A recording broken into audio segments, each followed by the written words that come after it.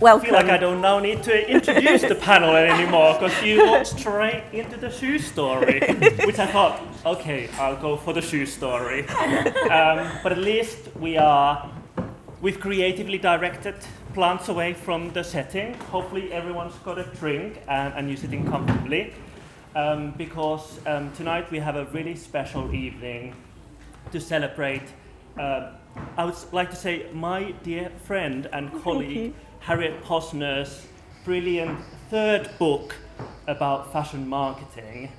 And it's a really, really special moment for the whole of the college, but also for our students, because we have a leading authority within the field of fashion marketing working with us. And Harriet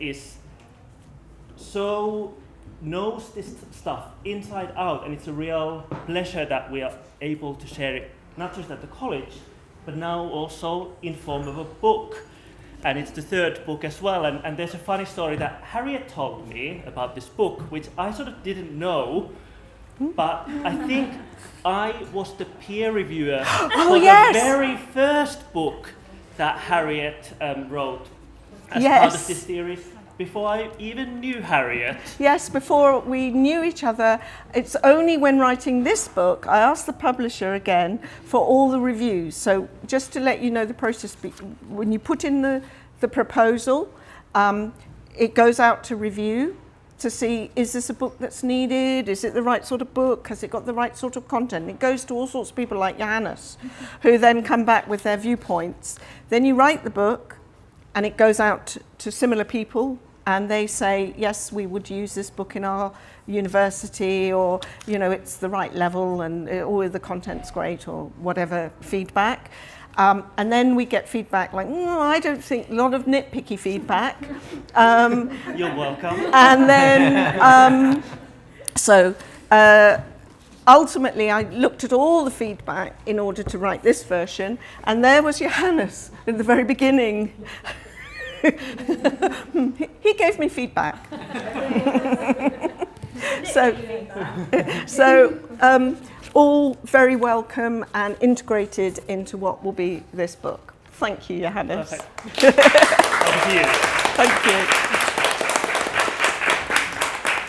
Well, thank you very much, everybody, for coming. This is a small, intimate, relaxed event, not too formal. And we've got a lovely panel of guests who I'm really thrilled to have here with us.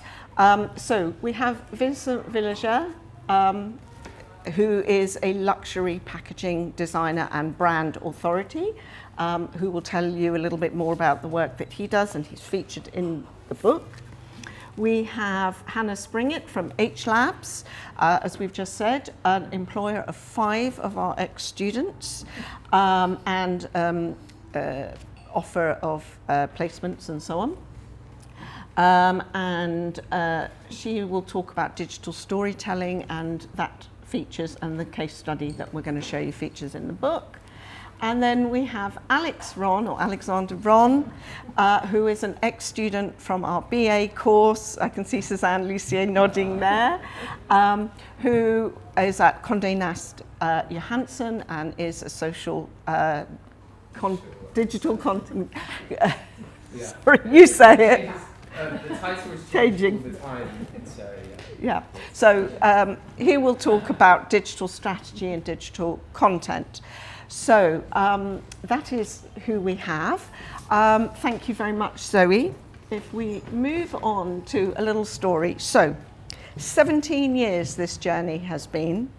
A long time ago, once upon a time in 2007, when I worked at London College of Fashion, my director said that this publisher, Lawrence King, were looking for somebody to write about marketing for fashion. And they had a series called Portfolio, and that was the first edition, Marketing Fashion, for the Portfolio series. And there was a book called Fashion Design. Was it Sue Jenkins-Jones? I don't know if any of you have seen it, but it's in that series. It was the book. And I used to look at this book, I had this book, and I said, oh, if only I'd written that book. I could have written that book. And then I never thought about it, never went actively, and life came and offered me this opportunity. So I took it up and wrote the first edition, which came out in 2011. And then we had a refreshed edition that came out in 2015, and this is the third edition that was launched this year. So it's been a journey of 17 years, which for some of you is pretty much your entire lifetime. You know, here's the third edition. So just a little thing. 2019, Cara and lovely publishing team here, who I will introduce and thank at the end, reached out and said, would I write an updated edition, 2019? I said, oh, of course, absolutely. And then COVID hit and life changed, and I couldn't see how to write this book. Two reasons. One, we were very busy learning how to go online and keeping our classes going and keeping students well with everything that was going on. And then, you know, whilst half the world wrote a book during COVID, I wasn't one of them. I just couldn't see how to do it. How do we talk about more stuff and marketing and fashion in this kind of crisis? So I kind of lay dormant until I got an email that said, are you going to write this book? Because time's up. And somehow after COVID, there was a moment in time where I felt ready, life was ready, and here we are, out it came. So it was an interesting struggle. It was a real existential kind of issue. And so in the book, I'm talking more about what fashion can do for the future. I've just been talking to the wonderful Sarah Angold here about how it can be used to build community. And I know a lot of you students do final projects around brands that can build community, or a new platform that will be a community building platform. What do we do in terms of carbon and planetary existence? And we've got case studies of brands that are really trying to do something about that. All sorts of issues around accessibility and who fashion is for, and why fashion is for some people and not others. I mean, it should be for everybody. So all of these topics are addressed in here as well, which is really important to me. So enough about that for the moment, but you can see here that there are 6 chapters. The first one is about the theory. So, and a lot of the nitty-gritty, itty-bitty feedback I've had from all these reviewers was, oh, I think pages 36 to 42 in chapter 1 should really be in chapter 2. And I think the first bit of chapter 3 should be in the middle of chapter 4, and things like that, because it's a circular, integrated system. How do you take something like this and put it in a line? It's very difficult. So we've had some reshuffling and bits have moved around. And so we've got the marketing theory to begin with. Then we've got the markets. You know, what is a fashion market? Global markets, sportswear, loungewear, wedding, children's wear, etc. Then we've got research and planning. How do you develop a campaign? How do you develop your marketing plan, business plans, those types of things? Pointing out that this amazing image on chapter 3 is done by our Katie Pope. Where's Katie? Somewhere? There. This is done on Midjourney. So we also talk about AI and where AI is taking us, and this is not an easy thing that Katie does. It involves a lot of complex prompts and thinking. Then we've got understanding the customer, right in the center, because the customer really is the center of everything. So that's sort of pivotal center of the book. Then introduction to branding, and then fashion promotion. And those are the sort of sexy chapters at the end where there's some really exciting case studies. Thank you. So we've got lots of case studies. Over to Timothy Rennie here, who's featured in the book with his Elizabeth Emmanuel case study. Some students will get Timothy in person talking you through this with branding. But it was, I don't know if you want to say anything, you're not on mic, but if you want to say anything, you're welcome, and if you don't feel pressured. I think I just learned from this branding that branding is more than just a name. It's actually understanding what the person and the company represents. And certainly working with Elizabeth Emanuel, she's a real person. She lives and breathes, and she has her own character. So a part of this story is about understanding the person one's doing the work for, and especially as a creative director, one thinks that one does it all, but we don't do it all. We revolve around other people doing things as well. So just an element of understanding who the person is that one is doing the work for, but then still being creative within the process of how do you create a logo, how do you create a brand, and what does it really represent? That's what it's about. Thank you. And you can see when you look at her amazing couture clothing, how the representation morphed from the first one to the second one, and the script, and there's a beautiful thing of how the E, middle of the E becomes the needle with the thread and so on. So it's actually more than just a font. yeah, there's a lot going on. So we've got that case study. We've got case studies there with circularity. This is mud jeans, where you can either rent the jeans, or if you buy them, when they sort of fall apart or at the end, you can send them back. They get all mulched back down again and made into a new pair of jeans. And they very kindly did that. We've got Sojo, you know, all the mending and sewing and looking after your clothes concepts. And then at the top there, there's a whole case study about intellectual IP for communities. So you've got communities around the world who have a skill, and it may be lace making or printing in India, and it's honouring those skills and allowing the communities who hold that skill to be recognised, so that we've not got a cultural appropriation where a brand is just taking a native pattern which actually has meaning and long history, and then just plonking it onto a garment. So these are the sorts of things that I started to put in there that I felt were really important stories to tell. And then just to say, there's lots of diagrams and theory and all of that interspersed in there. I'm a diagramaholic. I love making diagrams and seeing patterns and things. So there you've got something called SOSTAC, which some of you will learn in classes. And I had my planning map. And I suddenly realised there was a correlation, and some books have this, and so I'm mapping them together so you can see how they work together, things like that. So lots of those tables you can fill in for yourself, things like that. And then we come to just a few of the makeovers that go in the book this time. I'm sorry I'm turning my head up there because we haven't got a screen down there and my little notes are too small.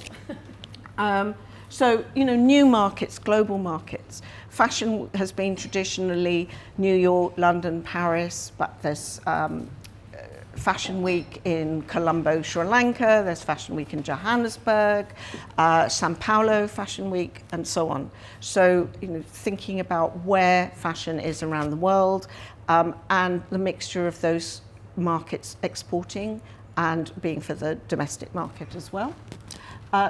Degrowth and growth. This is something I think that's very important. So I do talk about the concept of degrowth, which, you know, is, should we always be trying to grow and expand our market and our business? What does it mean to grow, and is that the right strategy? Sorry, do you want to go back one more? Yeah, thank you. Circularity and sustainability, AR and AI and all those things.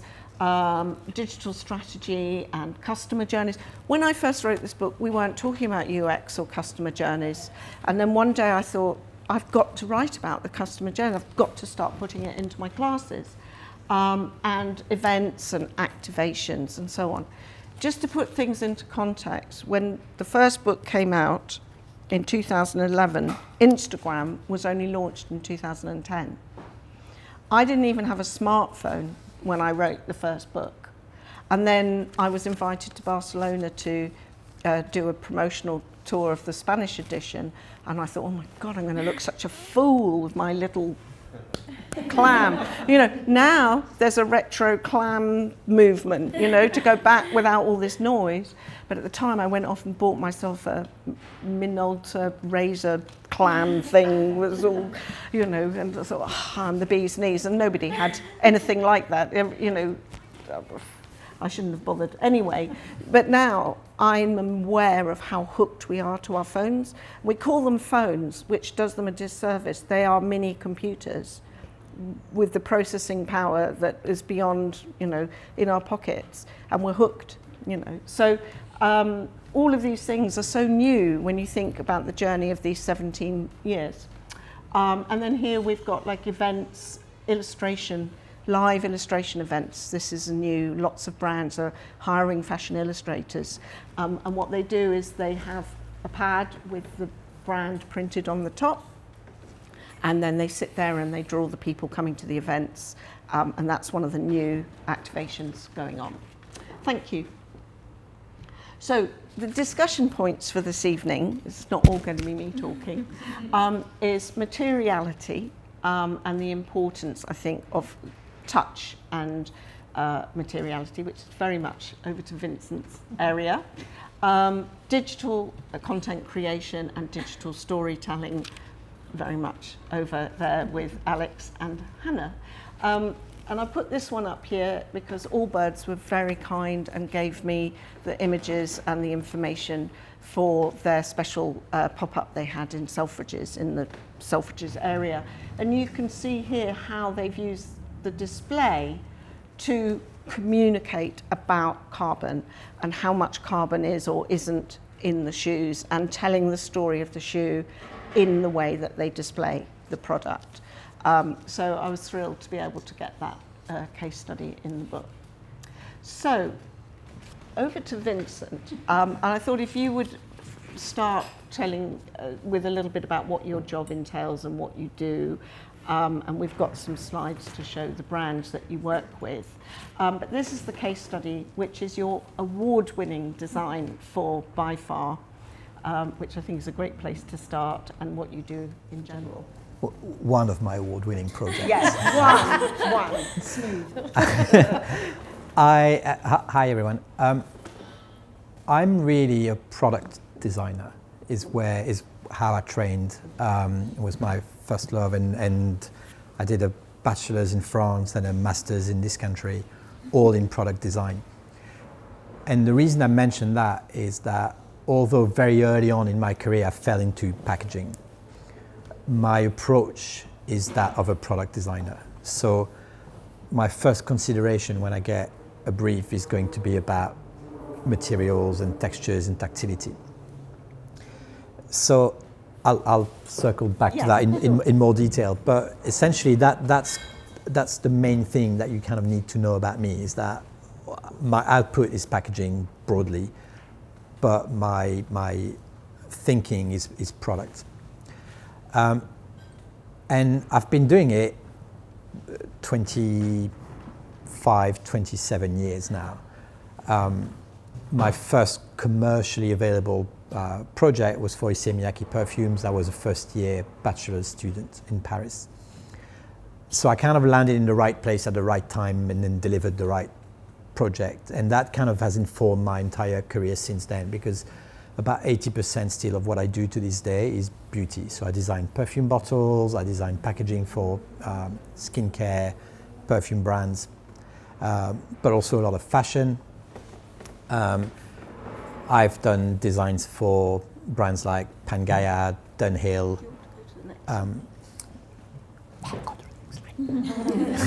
That's the one. Yeah, that's one of them. Oh, look at that.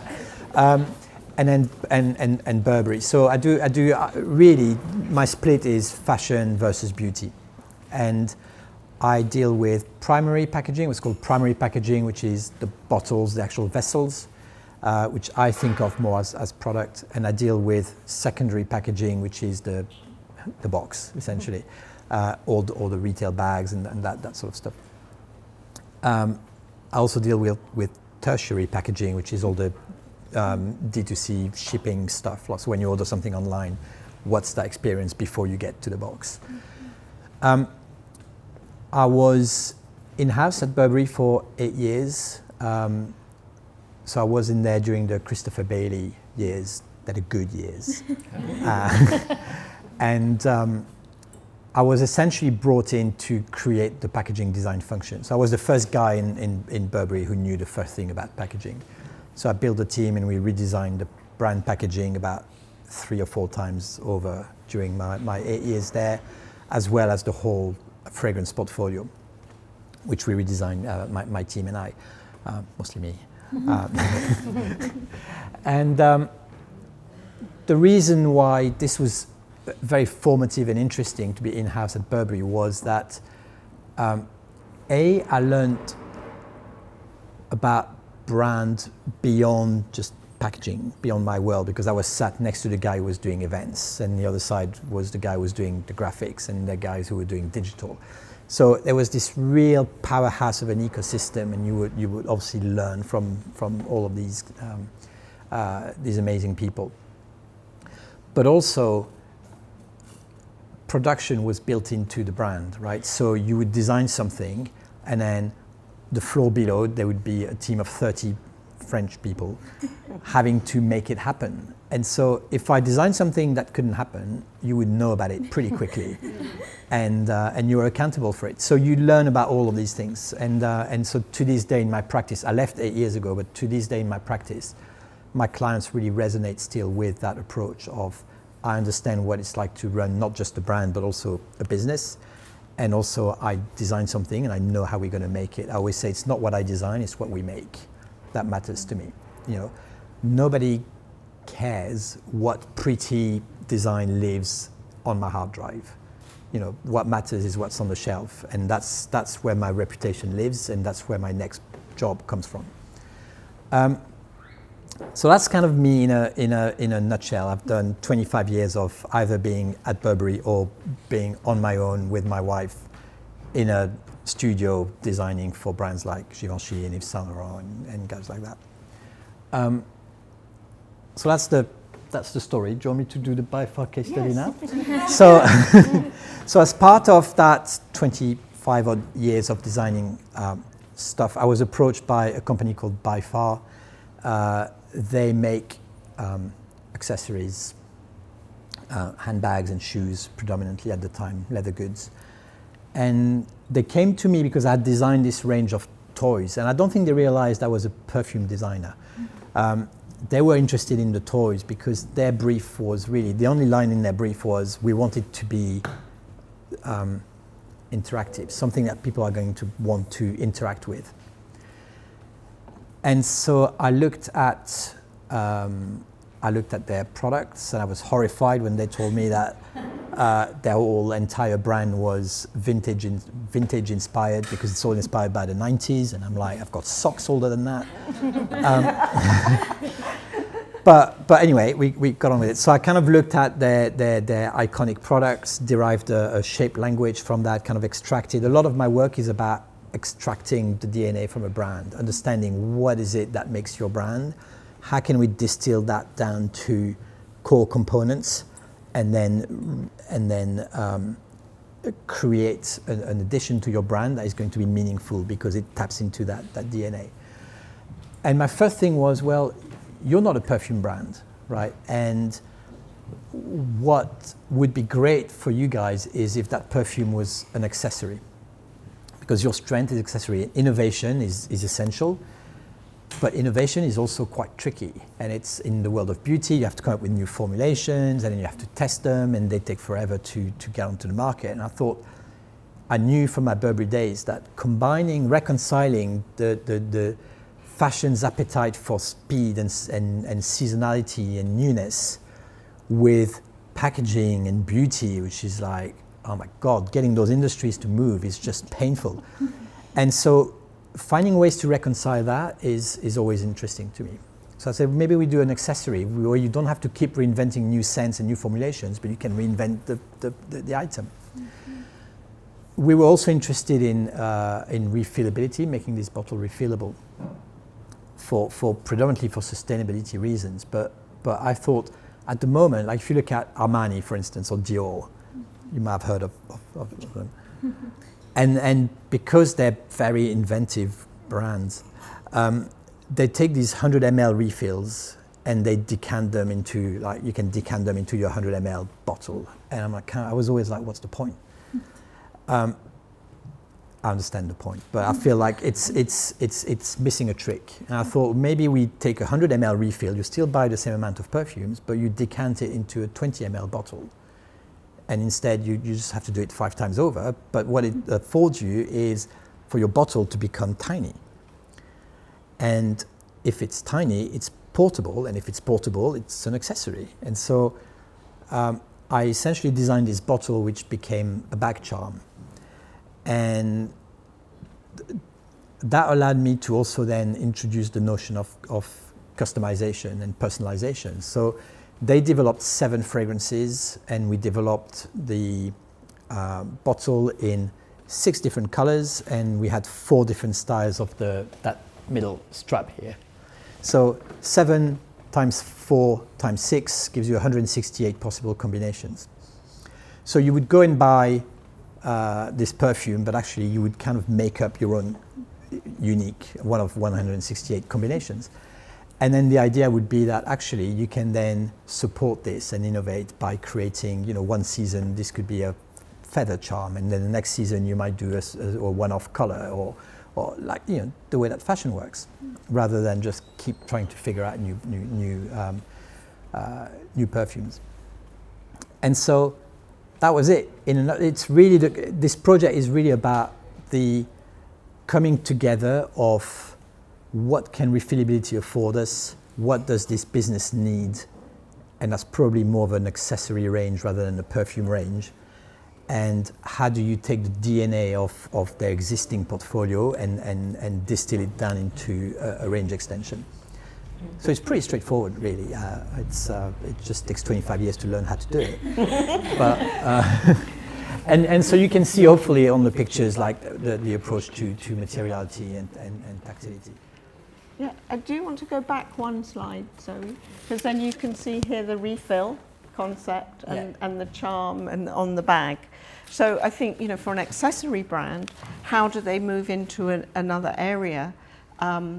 It's beautifully explained by Vincent in terms of the thinking, which I think is what was so exciting about this project. Not only the outcome, but the thinking behind it, and that's so much what we want for you as students, is to learn that thinking. You need, it's a bit like Picasso being able to do something like that. You've done all the hard work, but actually it's the thinking that really transports you. So I think that was really honoured to have that case study, and thank you, and to By Far for contributing. Yes, thank you. Thanks for having me. Yeah. So now on to digital storytelling with the wonderful Hannah Springett. If you'd like to tell us a little bit about HLabs and the work that you do, and then this case study with the Rihanna story, it's in the book. I only found that out today. Yeah, I'm not convinced we have the images, because I think getting the image rights was going to be somewhat. Probably shouldn't be showing it on there. Somewhat complicated. So I mentioned it's a whole page discussing digital storytelling and the impact that it can make, and it references this. But now to hear more about it and the work that you do, over to Hannah. Are you guys up for a bit of an interactive audience participation thing? Yeah. All right. Okay, who has read a Vogue magazine? Put your hand up. You've never read Vogue? Yeah, I think that's how I was playing. Right, I was just like, okay, we're familiar with Vogue as a magazine concept, right? Who has read a Vogue article online? Okay, all right. So we're going to go a bit more. Who has watched the film Devil Wears Prada? Okay, all right, we're going to get more. Who has watched the new Disney TV series on Disney Plus about Vogue in the 90s? Okay, we've got slightly less hands, all right. Okay, who watched the Met Gala live stream this year? Okay, all right. Okay, Rogue one, this one. Vogue. Okay, who has watched the new film on Sky with Kate Winslet called Lee? It's on my list. Brilliant, right? It's absolutely brilliant. But it's about a historic Vogue photographer going out. It's incredible. Like, just watch it. That's homework, everybody. And then the last one, no, I think that's his. Who's gone to watch the musical Devil Wears Prada? We're going. Okay, cool. So all of you put your hand up for one of those things, and that is fashion marketing. All right, okay. But all of those but one was digital. So again, like, I got my first opportunity when I started HLabs in 2020 at Vogue. I'd left a tech company, was working in New York. I came back and set up their EMEA and APAC team at a tech company called Seros. It was no code, making websites, basically a glorified PowerPoint. Let's not tell them that I said that. But it's Condé Nast were my client when I was at the tech.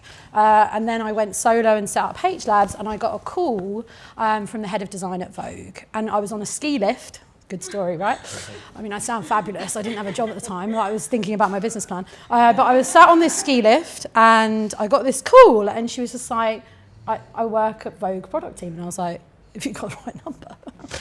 It wasn't that. But she said, would you like to come in and do a product design role with the design team in digital to do interactive storytelling? We've got something that's come up for 3 days a week. And I was like, great.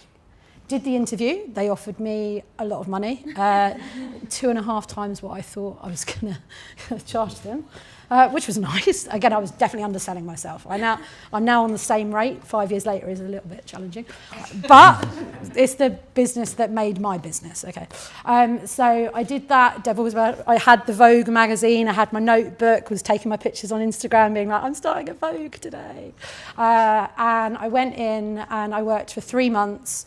On setting up interactive storytelling digitally to do A/B testing. So what you can see here is what is on the CMS. Now, the CMS is the system called Copilot, which is what all of the Condé Nast titles moved over to, apart from your lovely title, which will play catch up, I'm sure.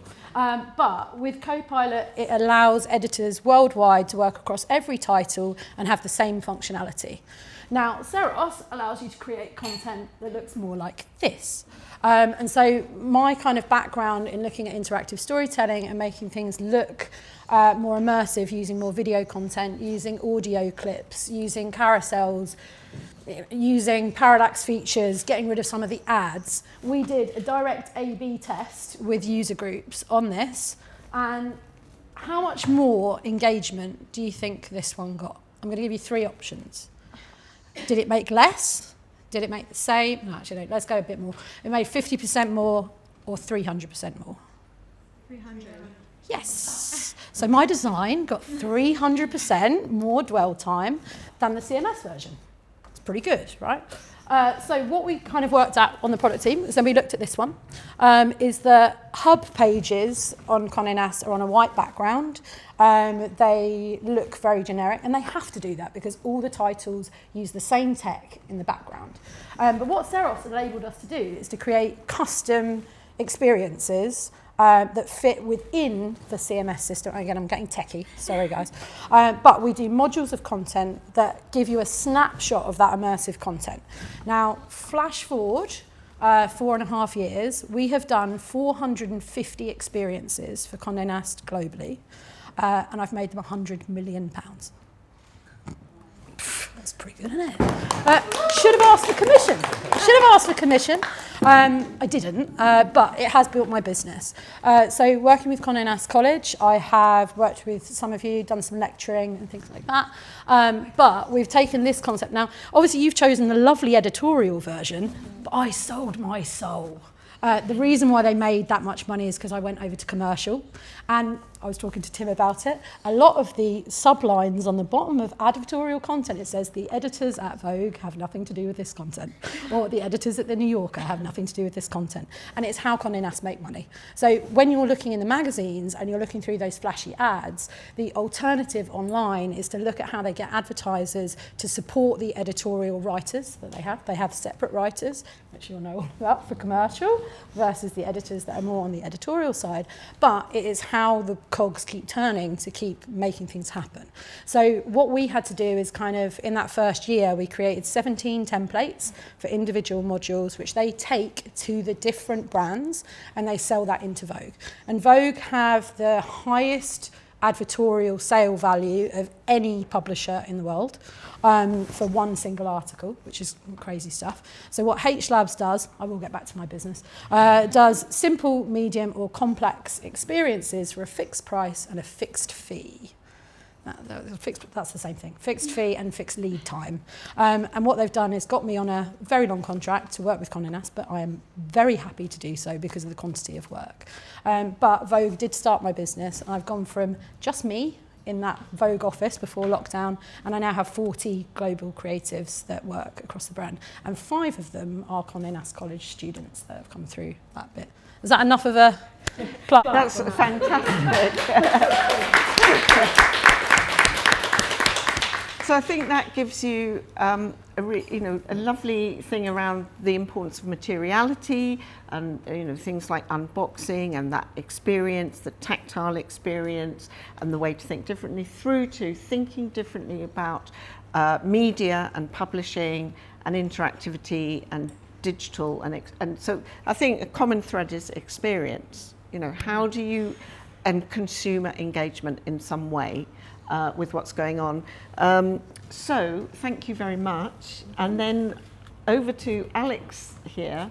I think there's a lot of stuff on the screen. So it's probably best you start to tell people who you are and what you do, and we'll take it from there. Thank you. Well, firstly, thank you, Harriet, for this opportunity tonight. It's a pleasure. Thank you. My name is Alexander Ron. I'm the digital editor on Condé Nast Johansens. For those of you that don't know, Johansens is the world leading reference guide on luxury hotels, spas, and venues. We target high net worth individuals, and we sit within the travel and lifestyle division at Condé Nast, so alongside Vanity Fair, Tatler, and Condé Nast Traveller. It's the best, by the way. So I came through originally from Condé Nast College. I did my 2-year degree in fashion communication and was taught by the lovely Harriet and the wonderful Suzanne, who guided me through my dissertation. It was a fantastic experience. It taught me a lot about marketing, of course, and the world of fashion and luxury and consumers and strategy and just, so much. It was an absolute incredible opportunity. I managed to get my internship at British Vogue just towards the tail end of the degree. And that was an incredible opportunity. It really taught me a lot about, the just Vogue in general. And I was working on the art desk. So, my passion has always been in, sort of the creative media side and, I'm a very visual person.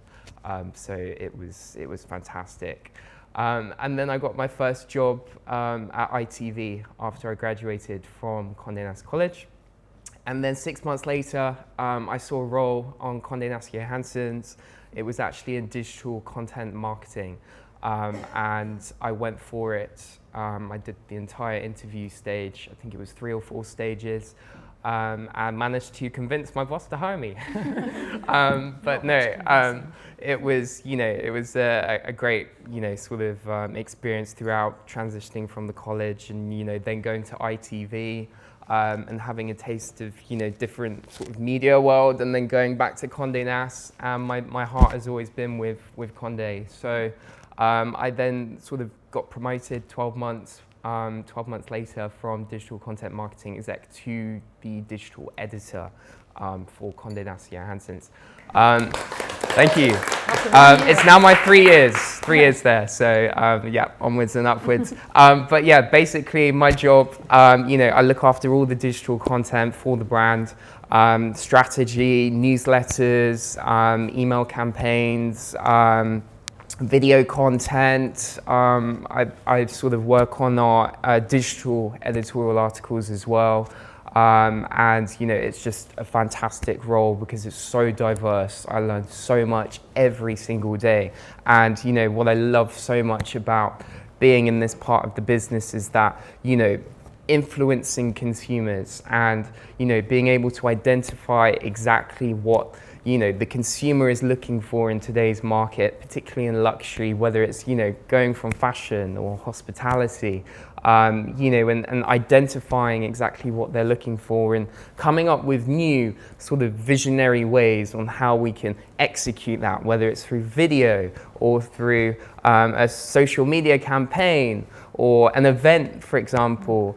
So there's all these different angles, and I love it so much because it's a blank canvas, and as long as you make people happy and we get the ROI, it's great.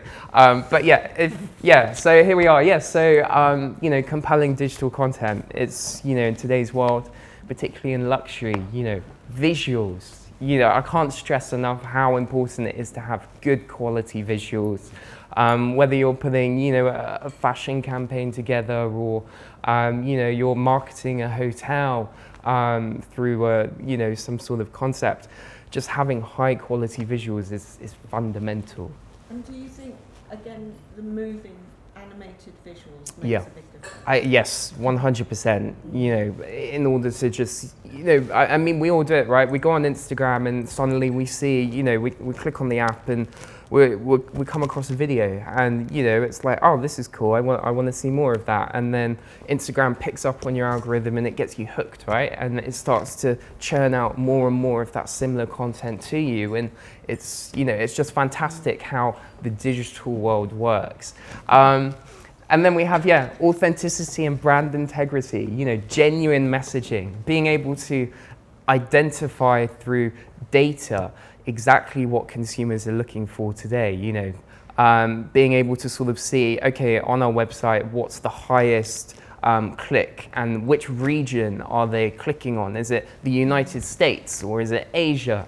And then being able to take that data and create, these clever sort of concepts behind that. Let's think, okay, right, what if we send a targeted newsletter promoting our hotels based in Asia because it's been our highest sort of click-through region in the last sort of 48 hours, right? So just thinking, always on. And yes, the sort of strategies for driving high-quality traffic. So SEO, search engine optimization. I love it. There will be classes on that at some point in your course. I mean, I actually I learned it from Harriet. So and it's it's great.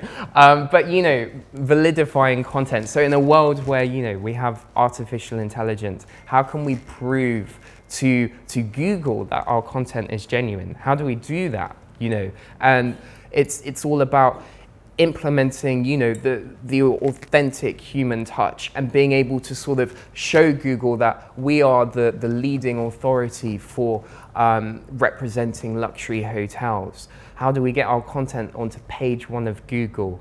Being able to sort of identify what consumers are searching for. If, for example, they're sort of, let's say, a Fairmont Palm Marrakesh hotel.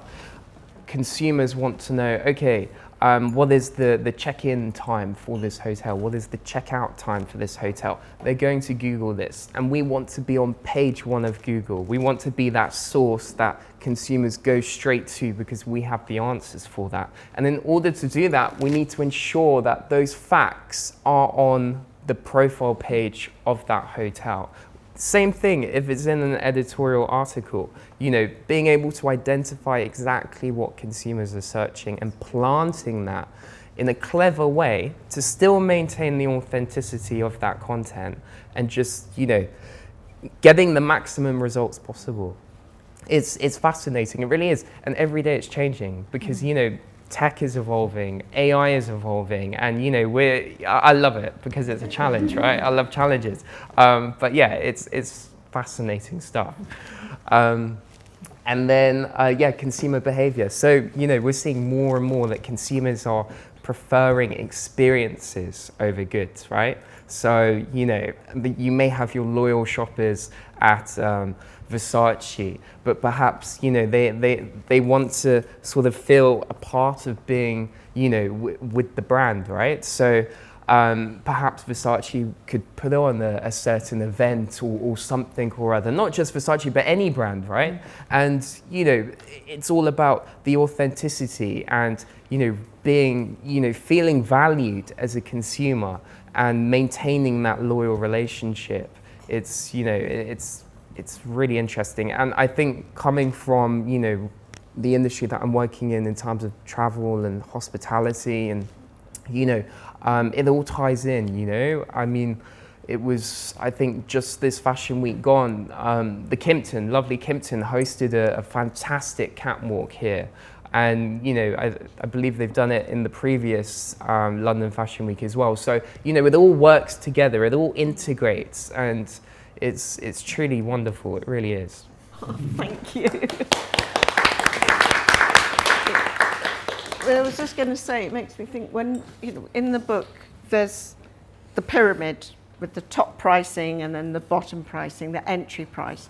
And once upon a time, if we talk about how things are changing, once upon a time, the entry price might be the baseball cap that you could buy in order to engage with a brand at the lower price points.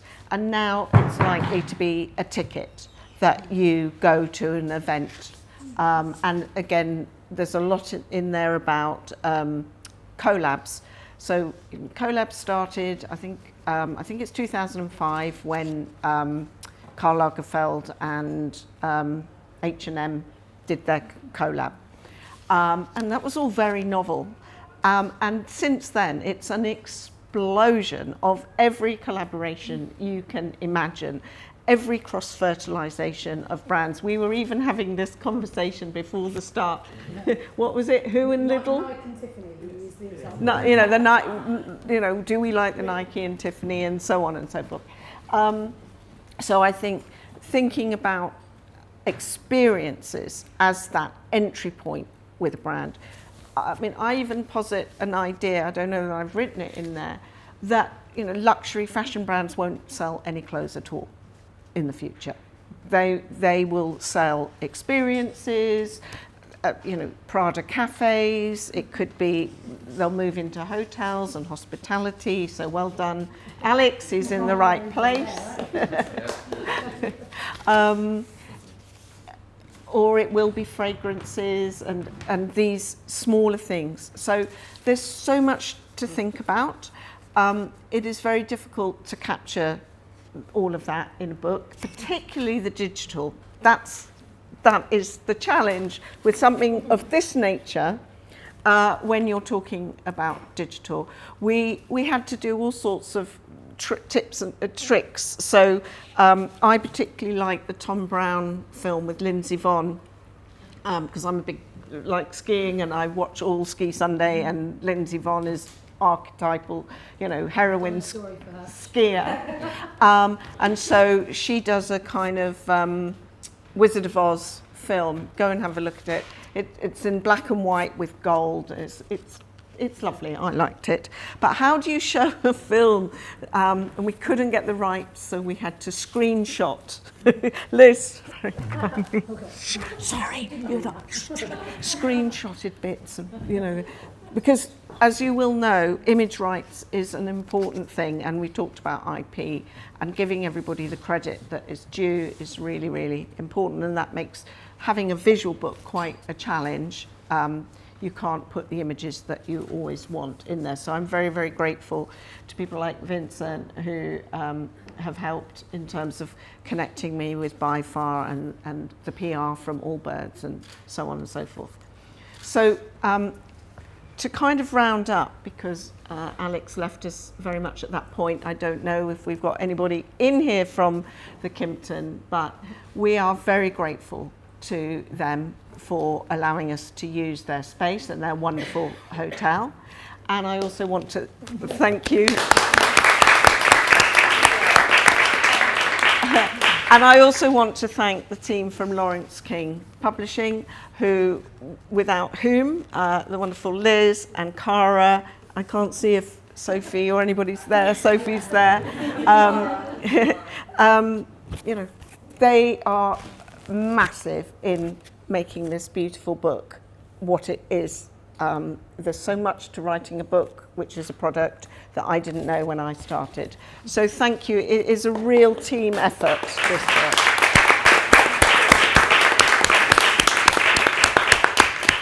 And thank you, everybody. So there are more drinks and nibbles in here and in there. And I will be sitting here with my pen. And if anybody would like a book, that's where to go. Thank you.